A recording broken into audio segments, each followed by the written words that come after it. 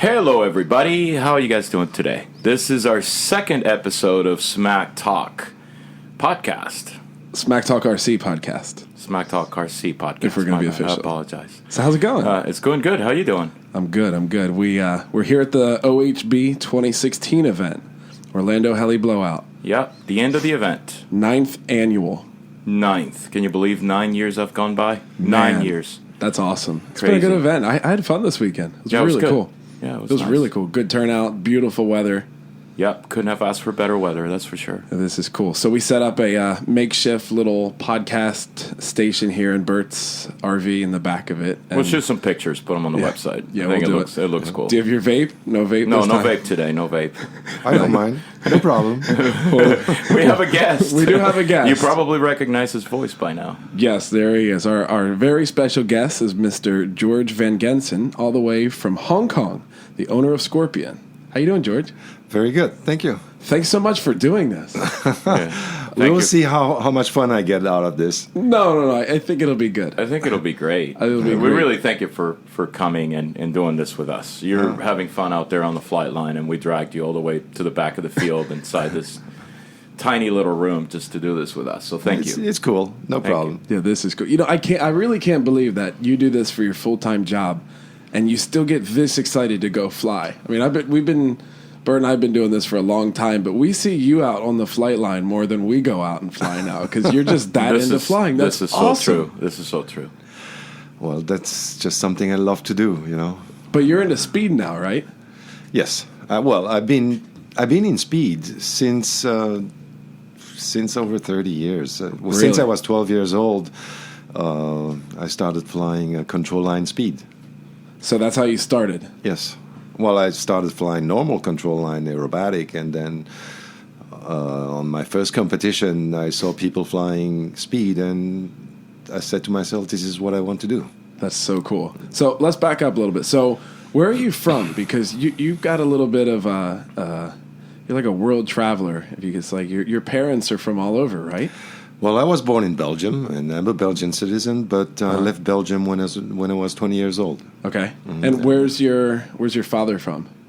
They're all from Europe. They're all from Europe. Yes. Okay. And you speak how many languages? 4. Jeez. That's crazy. That's badass. So you were there for a while, and you got into RC while you were over in Belgium. Yes. I bought my first radio at Scientific Model in Brussels. It was a second-hand Futaba radio. Nice. And I was 12 years old. Wow. Yeah. What frequency was it then? 27? Nice. Okay, that's not too bad. 27 megahertz. That's not too bad. And you did control line for a while, you said? Well, I did mostly control line because radio control was too expensive. Ah. Yeah. How big was it over there compared to like the States? Do you know?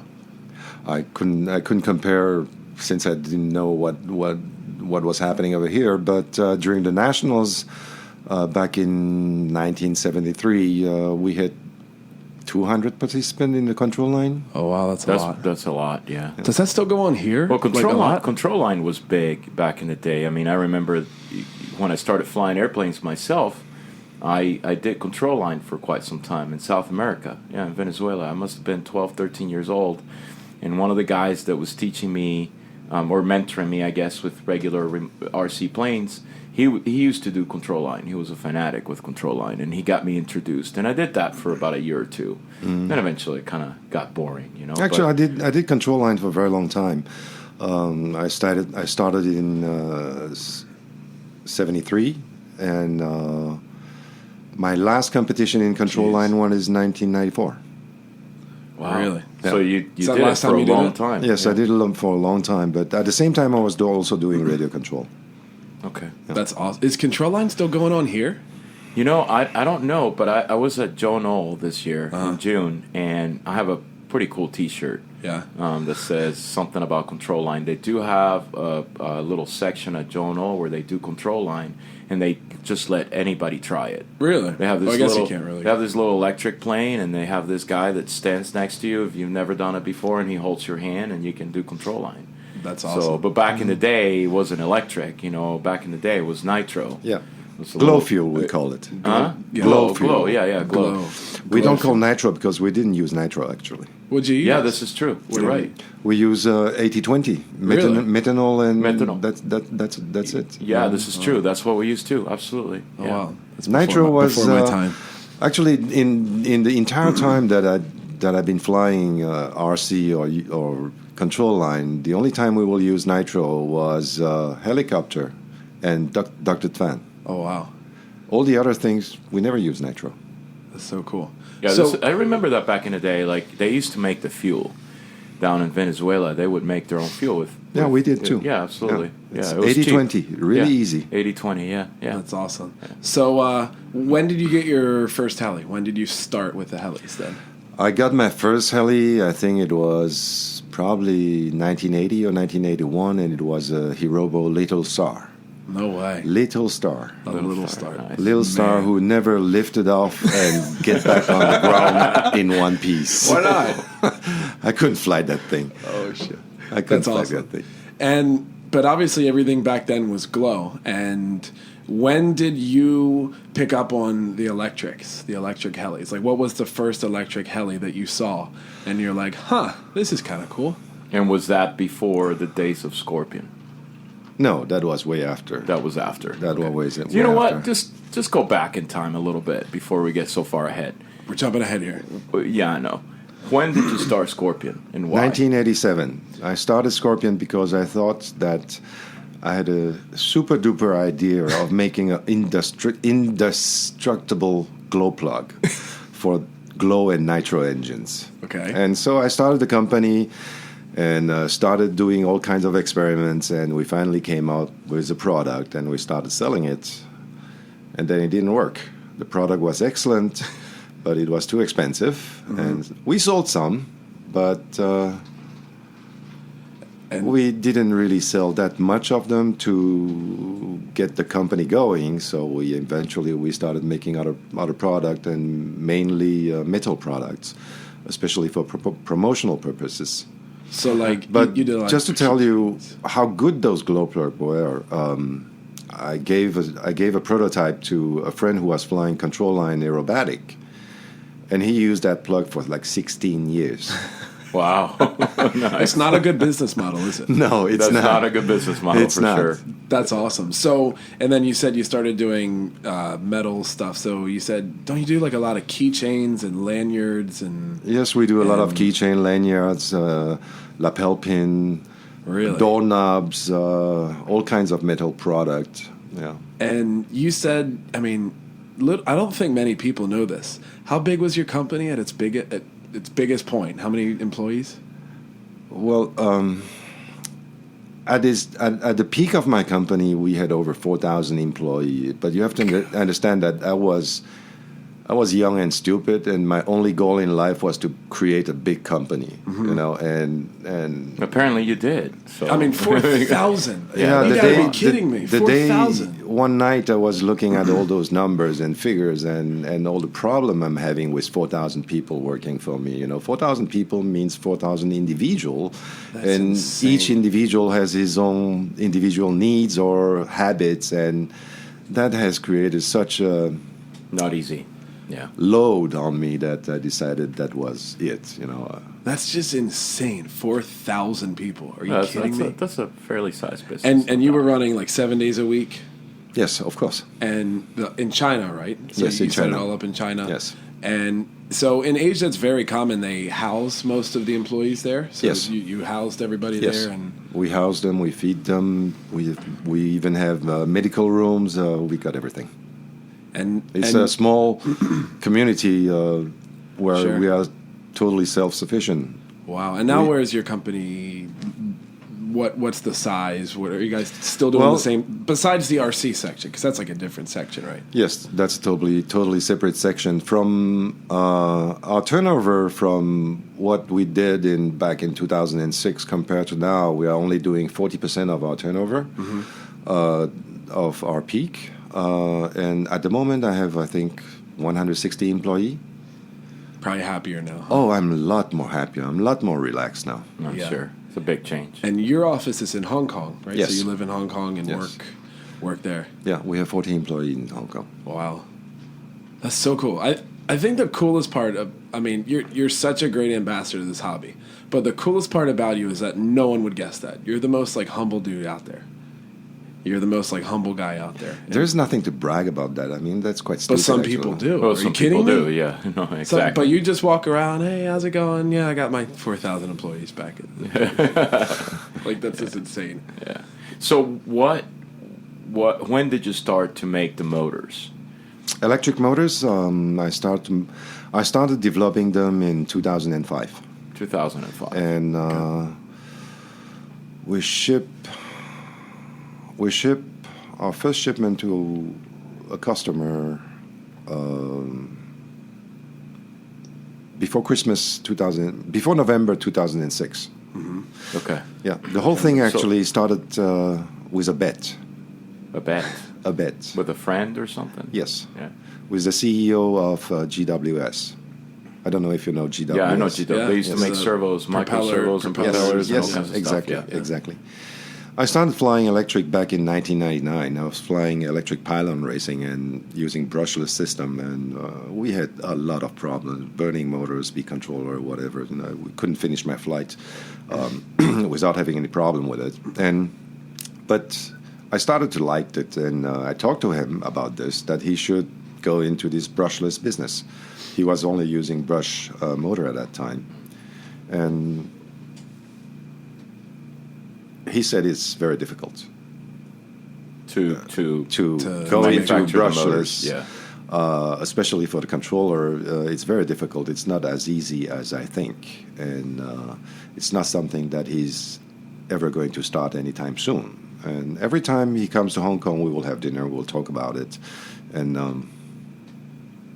one day he got so tired of me pushing him to go into brushless. He said, "You stupid middle guy, you have no idea about electronics, you know. So let's stop talking about this because you don't understand what you're talking about." Then I told him, okay, stupid middle guy is thinking that if you put enough resources in, which I'm sure your company is big enough to do, you can develop something for that. He said, "No way." I said, "Well, I'm me, stupid middle guy. Give me 12 months. I will do it." And you did it. And he said, "Okay, well, if you do it, everything you make, I will buy it from you and sell it. And if you don't, for the rest of my life, when I come to Hong Kong, you pay my hotel, you pay my meals." I said, "Deal." So Wow. that's the deal. That's the bet. That was a tough bet. That was all in his favor, not in yours.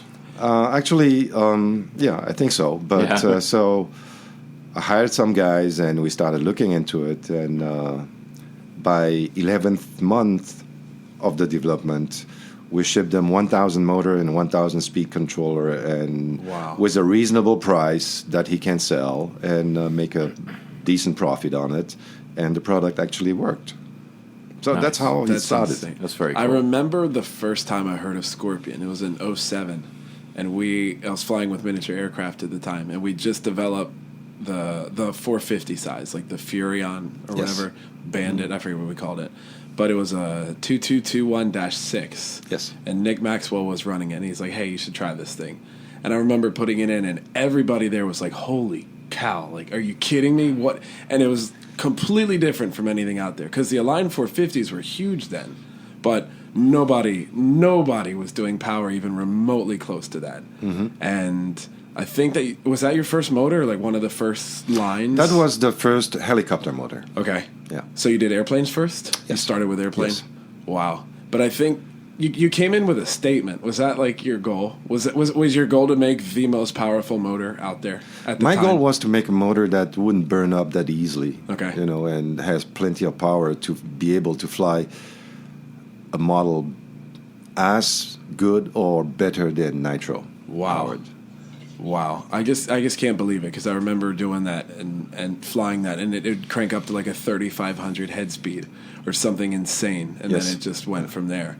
My first Scorpion motor was either given to me, I don't remember, I purchased it from your old distributor, Lucian, right? Probably. Yeah. And that was back in 2006.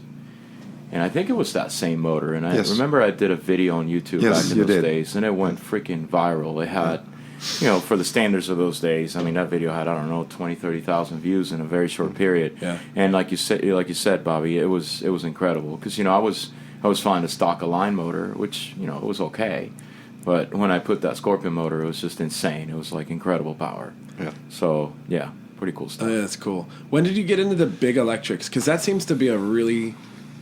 Lots of people tried and failed, especially with ESCs. Lots of fires. Yes, Lots of failures. I think I went into bigger electric helicopter in 2004. I bought a Joker CX, and it came with a it was a combo. So it came with I think it was a Straker motor and a Straker speed controller. Okay. Yeah, that's the first time that it was a 700 size helicopter, and but there didn't seem to be a continuation of development from them. Right.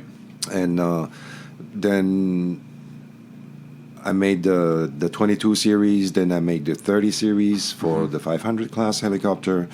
And they were big. That was a big class. Yes. A lot of people went into that. Yes. And so the next evolution for us was obviously 700 class. And so we came out with that motor with the 4035 series, I think, back in late 2008. And actually, I used a miniature aircraft, Ion X2. Yeah, that's what we had. That's what we used. As my test bed at that time, and breaking the belt all the time because the motor was too powerful. Wow. But yeah, so that was the first motor for 700 class that we came up with, and at the time it was the most powerful 700 class motor. You know what? Where we are sitting, exactly where we're sitting at the Torches field. Remember, Bert, we tested the Ion X2, and there was one day we put a Scorpion motor in that thing, and we were like literally right here at the field. And we there was no governor mode, just full 100% throttle curve with we never with run V governor. blades, 14 degrees pitch. And I remember like you took off and like the ground shook. Yeah, and it I was remember insane. like that was like, okay, electrics are, it was a big thing. That was like, okay, this is very Well, it's different. the same motor that I took to Birmingham, I think, later that year or the year after. When You're irresponsible. I was irresponsible. That's a separate story, but Come on, you should tell that story a little bit. We want to hear that. I want to hear Bert being irresponsible. I was irresponsible. No, we were at the Birmingham Fun Fly, which was a big event back in those days. It's gone down, unfortunately, quite a ways. But we had an Ion X2, and I remember we were driving up the road, and Earl, a good friend of mine, was building the helicopter on the way to Birmingham. Of course. And so we got it ready, and it had that Scorpion motor, and I put some batteries at the time. Flight Power. Flight Power. You remember Flight Yes. Power? Yeah. And I took off and I flew for a minute and a half, Bobby. Yep.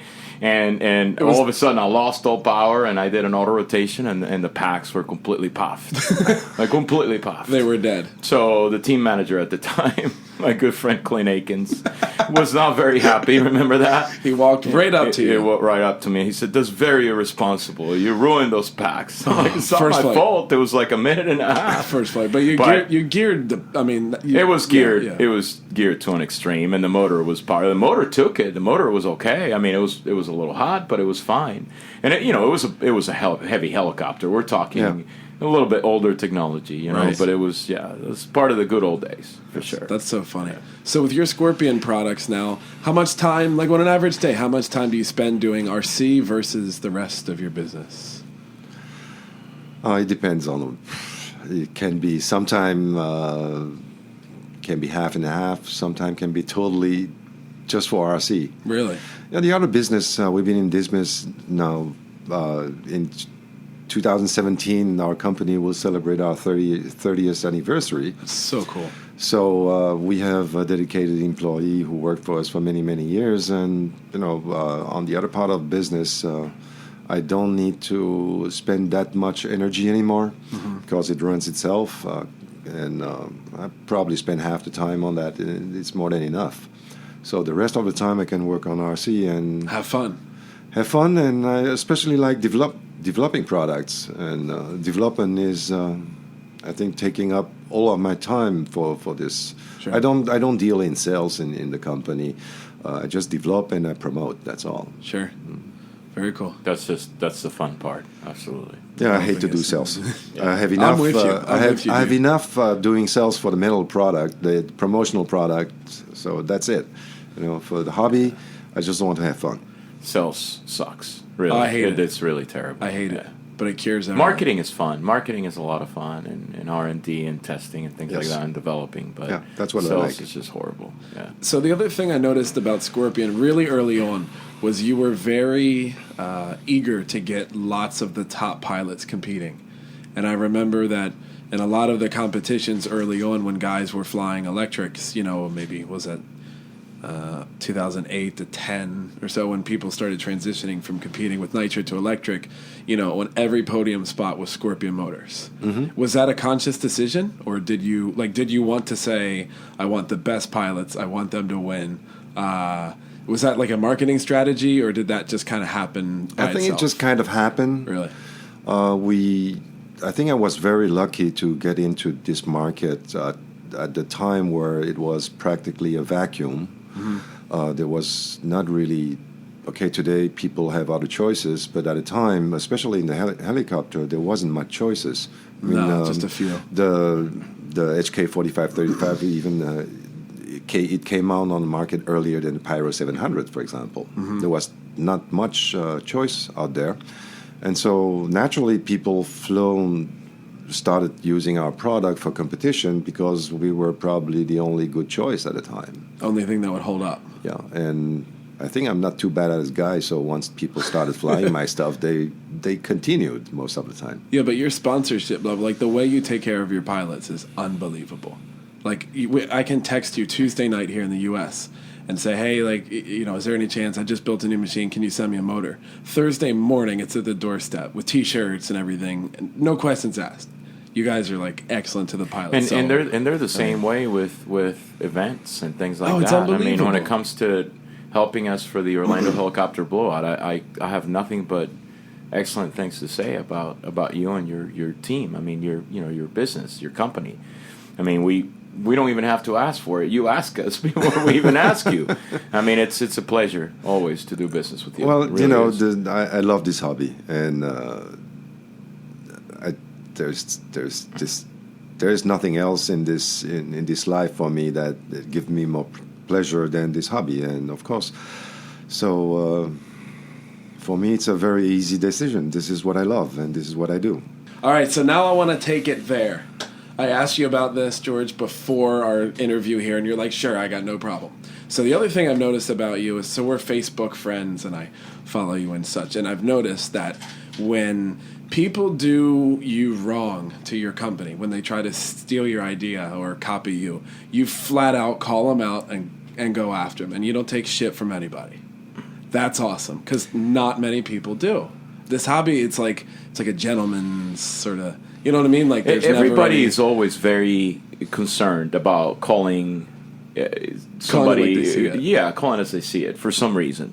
The political aspect of the hobby, unfortunately, is huge. It's huge, yeah. And so you're afraid to say something because you don't know how they're going to react, or you might, like they say, you're going to burn a bridge, or you're going to upset somebody that likes you, or change the way in which they look at you because you have an opinion that is drastically different from their opinion. Yeah. But you call it as it is. If somebody pisses you off, you're going to go tell them to... Can I say the word? I don't care. You can say this whatever is not you rated want. PG. It's not going to be a clean... No. Go you for tell it. them to go fuck themselves. Plain and simple. And you do. Well, I don't see why I should take any shit from anybody. But people do it, though, all the time. And they really do. A lot. It happens a lot. I don't know why, but I mean, if you think about it, I don't think that you realize that for real. You're one of the few who do that. Yeah, absolutely. Well, yeah, we fought a few war, we can call it maybe, during this last 10 years when I'm making these electric motors, but I've been fighting a lot of war in my business for the last 30 years, and I've been fighting when I was a kid, so I don't see anything wrong defending yourself, and I definitely will not be taking any shit from anybody for not fighting back. That's not how I was raised, and that's not how I do things. You know, if somebody want to fuck with me, I will fuck him back.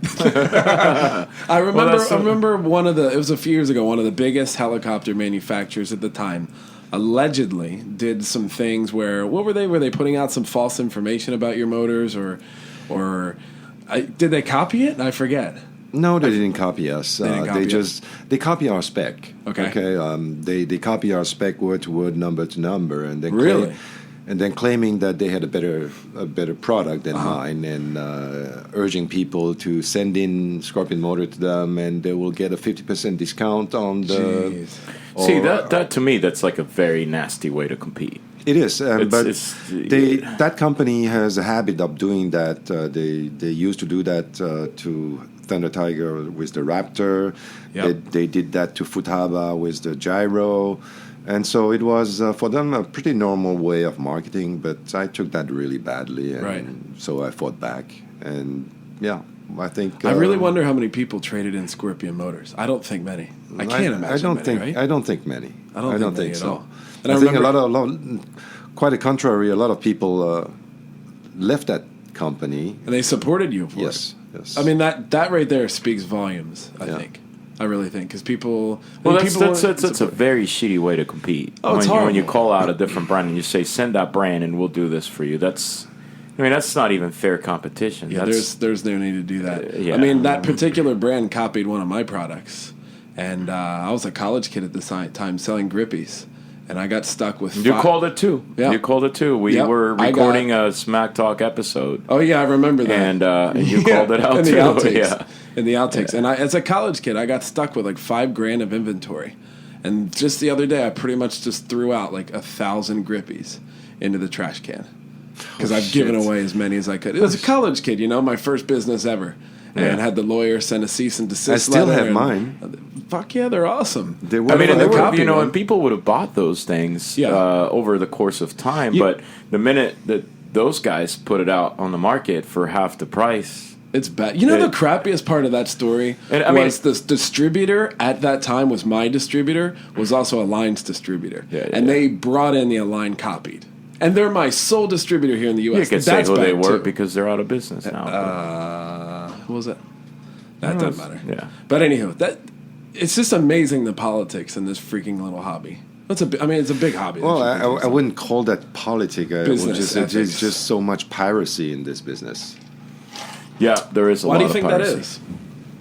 It's just easier to... I think because most of the company in this business are small and they can't fight back, they can't protect themselves, and so people in the business generally do whatever they want without thinking of any consequences. Yeah, this is very true. And, one thing that's really sad is how that hurts the hobby in general, because they either copy stuff or that's at the manufacturing level, and then at the distribution or retail level, then you got the price wars. Yes. And the lowering the price, which really kills the brands, because it's for people to develop a product. Let's say our 4525, the ultimate motor. The motor for the 700 class, right? It's the best motor in the world for. I truly believe it. Sure. Okay, for that class, it's the best motor in the world in terms of power consumption and power delivery, and it will give you enough flight time to finish your competition and give you enough power to do whatever maneuvers you want to do. So it's like a benchmark, and we've been copied over and over again from different people on that design. But how long did it take us to develop that motor? Sure. It took us 18 months. Wow. It took us probably 30, 40, 50 different prototypes. Wow. And testing. I believe it. Yeah, it's a lot of work. And finally getting out a motor that is, in my view, perfect. It's a great motor. So it took me 1.5 years. God knows how much money I've spent on those. God knows it might make who knows profit, if you make your money back. Yeah, exactly. I don't really care. But that's my baby. So don't steal it from me. And people are still stealing you to this. Stealing from you to this very day. This year alone, like that fucking company in China called OMG, they copied our motor. Really? From inside out. And they're selling it now. Well, they don't dare to sell it outside China because I threatened them that anybody who carried that motor, I'm going to send a lawyer and seize them. And everything you do is patented, by the way, right? Yes. So yes. you've got... We have our design patent, our stator design is patented, everything. Really? So we are protected in most of the country in the world except China. But it's pretty crazy how they copy stuff like that so blatantly. You know what I mean? It's just it's ridiculous. It looks just like it, though. I saw the photo. Was it Yes. a pink motor? Wasn't it pink? Red color. Oh, red. Red. Okay. It's red. Yeah, Well, yeah. they made two. They had a black one and they have a red one as well. Yeah. And it's a straight-up copy. A straight out copy. It's so different than like this company. I'm sorry, I wouldn't say it's a straight out. They copied our stator, our magnet design, our shape, Yeah. and then they use a very poorly made cooling fan design internally. You don't see it from the outside, but they use a much more simpler way to machine their end bell. And the cooling fan is actually just a decoration. It doesn't cool anything It doesn't at all. do anything. Yeah, but it's cheaper to make. But see, that's a copy. That's a true but copy. the true supporters of Scorpion are gonna, but people understand that it's a copy. I mean, it still hurts. It creates an unnecessary nightmare that you don't need. But in the end, I think that people don't go for imitations. You know what I mean? Like, there's this company making Cole QF servos that copied my servo case to the T. Really? Exactly the same. I mean, they probably took a micrometer and like SolidWorks and they copied it exactly the same. Wow. And it looks exactly the same. Different internals. I mean, the motors are all the same. They all come from the same place. But, Right. They copy the case exactly the same. Man. And, I mean, what's the point? Like, you could make, 100 different kinds of designs. Exactly. Yeah. Why make the originality. same Yeah, no case, the originality. same CNC case? Why? Yeah. It's like, don't you have some little bit of originality, No, but It's I think when people ridiculous. go to copying, when people resort to copying, they don't have It makes them creative look bone. bad. Yeah. Like, it but they don't makes have them- a creative bone Yeah. in their body. But it's no different than the clones that they were selling in China for T-Rex helicopters back in the day, and a lot of people would buy them Yeah. to save money because they were cheaper, and then they would end up spending hundreds of dollars to buy the original Align parts because they're a little better quality. The bearings were a little better and things were better, and they would over time start putting original Align parts, and by the end of the day, they had spent fucking twice as much money. But the best part, we had some guys like that at our home field in Maryland, and I remember one time they're like, "You can buy the clone, but you gotta buy the original head block, or else it'll explode." Yeah. Okay, So- you buy the clone, but here's the list of shit you gotta buy to make it fly. Yeah, and now Goblin has a copy for the Goblin 380. I can't remember the name of it. Really? It's exactly the same helicopter at like a third of the price. I cannot remember. I'm sure it's all over the place, and people on HeliFreak know about it. It's on Facebook. Haven't seen I it. don't remember what it's called, but it's an exact replica of a Goblin 380. Nothing different about it. Obviously, it's not the same. The QC's not the same. I'm sure the tolerances are not the same. You're not going to have any support from anybody standing behind the product, but Yeah. they're making it for cheap. So. The saddest part about the copying is that it puts the guy who originated it out of business almost. Like Sometimes it does. It certainly can. Like, look at Mikado with the V-Bar. Like, arguably, they make one of the best flight controllers out there. Yeah. And then you've got that K-Bar that came out. And And they what have people don't different, realize... under different names. Yeah, but they what have peop- different name what- and they have copies of copies of copies, like 4 or 5 or 6 generation of different copies after the copy. But what people don't realize is, yes, you save $80. Wonderful, congratulations. But when you do that, the guy who made that and is going to continue making it better is not going to be able to support his business anymore. So you're not going to have any future up. Like, you're gonna stop progress. You're stopping it. killing the Yes. hobby because Yes. the people that have the original idea are the people that have been in the hobby for the longest time, are the businesses that are backing and funding the hobby Yep. in terms of innovation and creativity and support for the hobby. Supporting events, supporting causes within the hobby, and innovating and coming up with new ideas. Absolutely. And the minute you stop supporting that business, you're killing the hobby. You're completely killing the hobby. Yeah. It's like this 380 Goblin copy. I worked for SAB firsthand. I was at their factory in Asia. I was in their factory in Italy. I know what Enrico, the designer, has gone through to design this helicopter and to make it work. And when I think of somebody copying it, it just makes me sick. Yeah. Because the contributions that somebody like Enrico or SAB have done to the hobby in the last 5 years are never going to be even closely matched, not even remotely matched by this guy that's making this copy. Yep. So if you don't support the main company, you're killing our hobby. Absolutely. So don't be that guy. Yeah, so listeners out there, And- really, yeah. like if you have a K-bar on your machine, if you have a fake Goblin 380, take it out and smash it with a hammer. You should. Seriously, that's the it's- best thing you can do. Just don't. If you take away the need for it, the copycats won't make this shit anymore. Anybody that has any kind of love for the hobby would agree with me that when you support those scumbags, you're not supporting the hobby. No, not at all. You're killing it. slowly, You are surely killing killing the hobby. Absolutely. You want to support the people that have the ideas, the innovation to make it happen. It's very easy to copy something and make it in Asia for a fraction of the cost. Right. But when you're based out of Europe, or you have to support, so many employees like George has, or, or you have the creative idea and you have to spend all the time and effort and financial resources to do all the prototyping and all the testing and development, and all of a sudden you lose your business to this scumbag that is doing it for nothing, that didn't spend any time because the groundwork was done for them. You are contributing to the demise of the hobby. So don't be that guy. Don't you agree? Be that guy. Did you agree, George? Totally agree. Thank you. Nice. We Totally. like that. We made our statement. We did. So George, how are you seeing our last episode, which you said you listened to, so thanks for listening. We were talking about like the health of the hobby.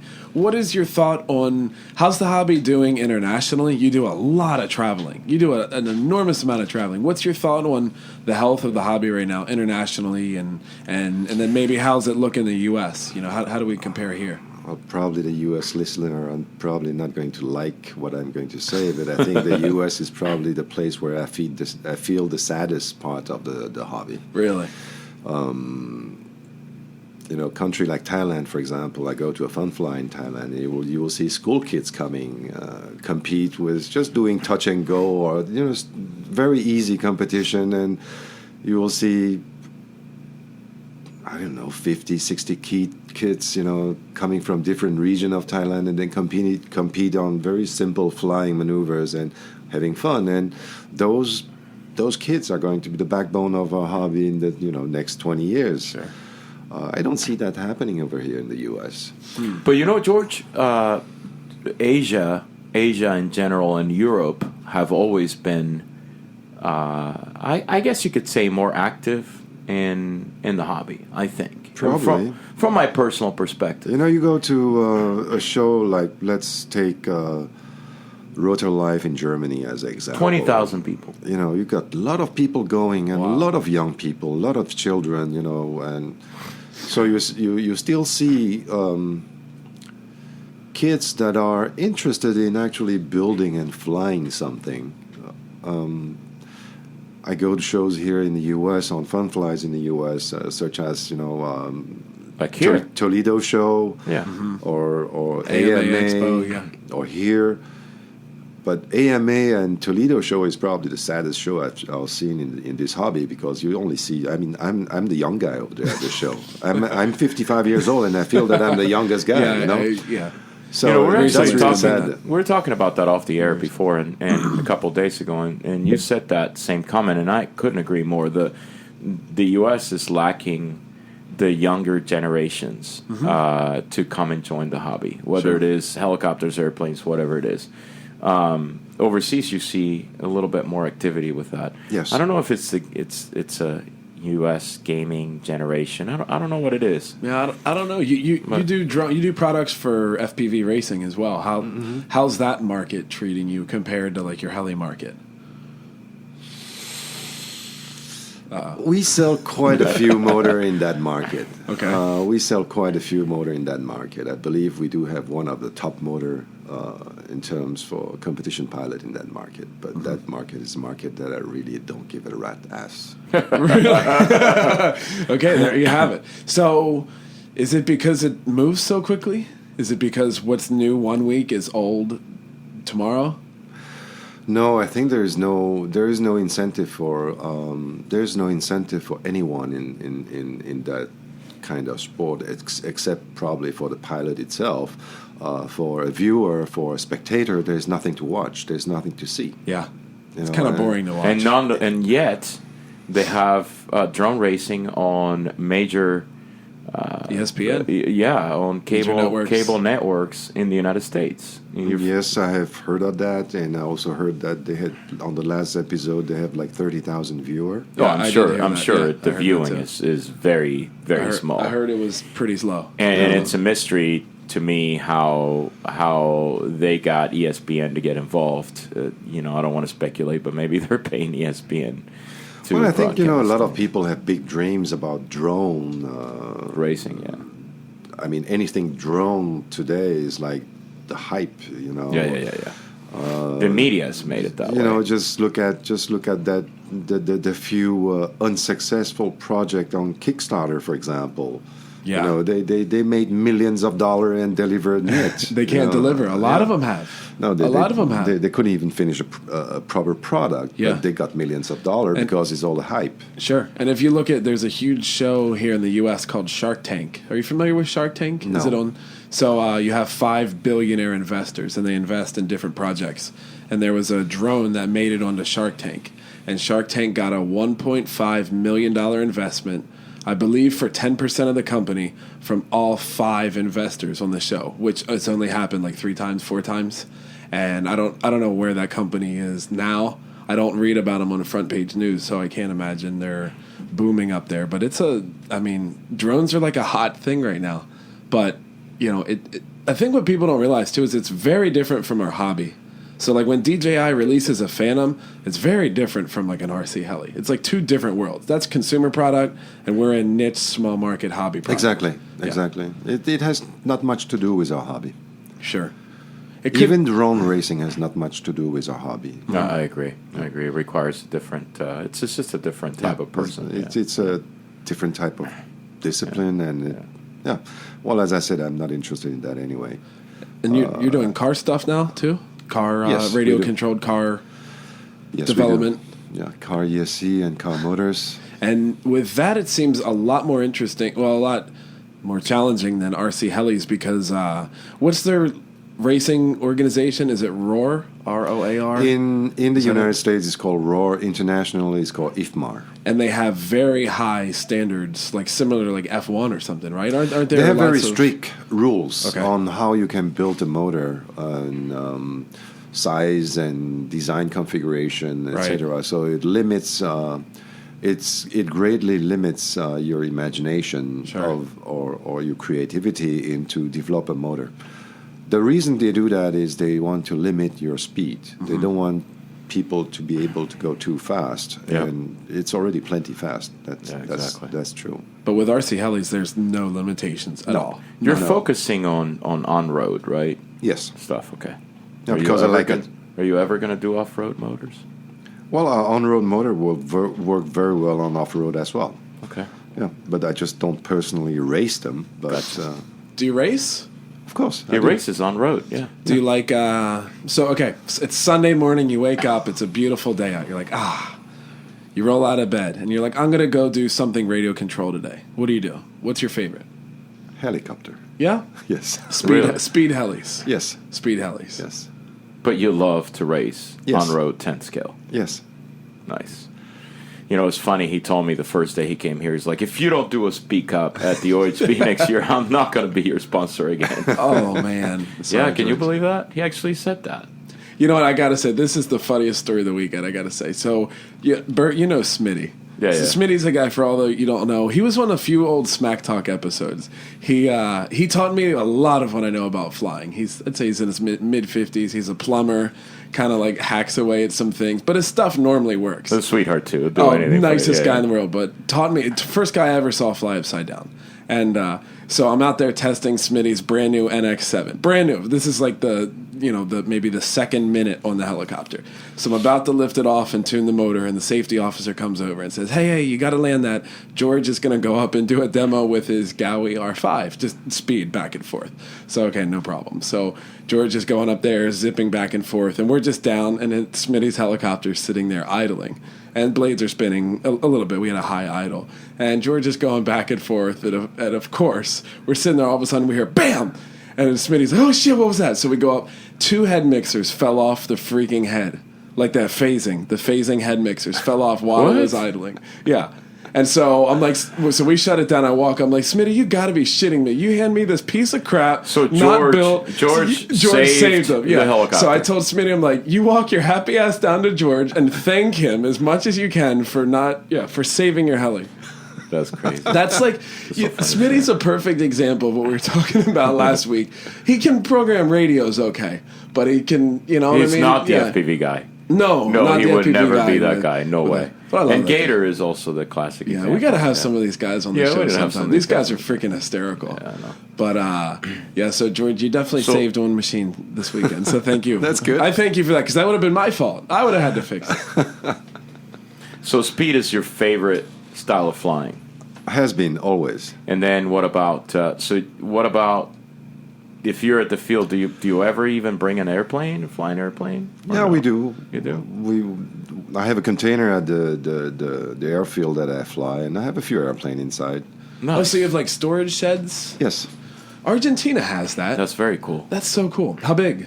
Like I have a 20-foot container. Wow. Do you have jets? Sure. Like Really? turbine-powered jets? Yes. Nice. Really? How many club members do you have in Hong Kong? I think now we have over 300. Holy crap! How many? It's a big club. Like one flight station, two. We have one flight station for helicopter. Okay. It's above a valley, and then on the back of that flight station is a 230-meter concrete runway. Oh, wow. Wow. 600 nice. plus feet. Yeah, that's big. That sounds really nice. Yeah, it's a very nice setup. And we have a arguably really large club here at Torches, and we have how many members now? 80? About 90. Close 80 to to 90, 90. 87, I So think. three times that. And it's a good turnout on the But weekends. granted, Bobby, this is a helicopter-only club, so you Yes, really our can't club, compare. people do FPV, they do airplane, they do helicopter, Right. Yeah. and we are the only club in Hong Kong that has That's a it. runway. Oh, wow. That's cool. So I don't even know the geographical area. How long will someone drive on a day to come fly? Like, what's the furthest that you know that someone commutes? Probably 40 kilometers, not that far. Well, that's not too bad. But they're still dedicated, though. From where I live to the field is like 20. Oh, Half an hour drive maximum. badass. Yeah, it's about 12 miles, 13 miles. That's Badass. not bad. Okay. Well, Bert, do you have anything else for our illustrious guest here? No, I just want to comment on the fact that maybe next year he'll be here and he'll still support us without a speed cup. Wait, you don't want to do a speed cut? We will see about that. Maybe he will come and help us run the speed cup. How about that? There we go. I will come and compete, definitely. Okay. Nice. I can probably help you get some timing system done. Nice. You know that the Henselet, he was coming. Yeah. And unfortunately, he Yes, had I a know. tragedy in his family. So, Yes, I know. So for anybody that knows, our condolences to the absolutely. Henselet family. It's very sad. Yeah, Absolutely. very, very sad. Sorry you couldn't make it. But hopefully next year we can work something out. That would be cool. Cool. We enjoyed it last year. You missed it last year, George. But Yeah. it was fun. Yes. We enjoyed it. It was cool. that was cool. Yeah. But well, George, thanks for coming on and chatting with us. Thank Had you a very good much. time. It was fun. Yeah, Yeah. You're a good dude. And once again, thank you so much for giving back so much to the hobby, because I feel like last night fly competition, there was no prize. We were just going to do demos, and you and Jack from Empire talked, and we're going to make a $500 prize, just like that. And that's not the first time you've done this. Yeah, So- that's awesome. Like so- that was really cool. So Yeah, so if you guys are listening and don't make it out to many events, definitely come out, because going to these events helps the health of the hobby as well. Come out and Yep. check this out. Go to agree. Urcha, come down here. It's I warm. agree. This was awesome. So thank you again, George. Thank you. Any far- final words? I think that's it. Have fun, safe landing, Safe landings. buy original product. Buy original products. That's you the, take that's one the best thing from message. today. Of, Yeah. That's the main conclusion out of this show. Actually, to be honest with you, that was And great. to steal a slogan from, probably going to offend some guys again, but anyway, let's make this hobby great again. Yes, absolutely. So thank you for listening, everybody. Yeah, for sure. This has been Smack Talk RC Podcast. You can find us on Facebook at Smack Talk RC. Yep. This has been on iTunes. This is going up on iTunes. iTunes this as well. podcast. You can probably SoundCloud. We can put PodTunes up on there. You can look us up on our website, www.smacktalkrc.com. There's a lot. And if you guys have any feedback or comments, any social media stuff is great. Putting us through Facebook is good. And George, what do you have for social media? What do you do to talk with your customers? Yeah. Any way to get in touch Facebook, with generally Facebook. Yes. So, and they just look up Scorpion Power System? Power System. Scorpion Power System, so Facebook. Perfect. Okay, cool. Well, if you guys have anything for George, if you want to send it to us, we'll pass it his way or post something to his Facebook wall. I'm sure he'd appreciate hearing from you. So, thanks for tuning in. I'm Bobby. And I'm Bert. And I'm George. Awesome. All right. Thanks, guys. Appreciate it. We'll see you next time. See ya.